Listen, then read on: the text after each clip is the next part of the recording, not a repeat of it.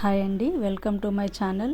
Fish పులుసు ఎలా taste ఉంటుందో అలాంటి టేస్ట్ వచ్చే రసం చేశానండి. ఇది ఒకసారి ట్రై చేయండి, చాలా టేస్టీగా ఉంటుంది. దీనికోసం 2 టమాటాలు తీసుకుని గ్రైండ్ చేసుకున్నానండి. చింతపండు పులుసు, దీనికి కావలసిన పదార్థాలను నేను లిస్టులో ఇచ్చానండి. ముందుగా నేను కడాయి పెట్టుకొని పోపు గింజలు వేసుకున్నాను. నూనె వేసి వెల్లుల్లి వేసాను, పచ్చిమిర్చి, ఉల్లి ముక్కలు, అల్లం వెల్లుల్లి పేస్ట్ వేసి కొద్దిగా ఫ్రై అయిన తర్వాత పసుపు వేసానండి. ఇప్పుడు డ్రై మెంతాకు, ఎండిన మెంతాకు కంపల్సరీ వేయాలండి. కారము,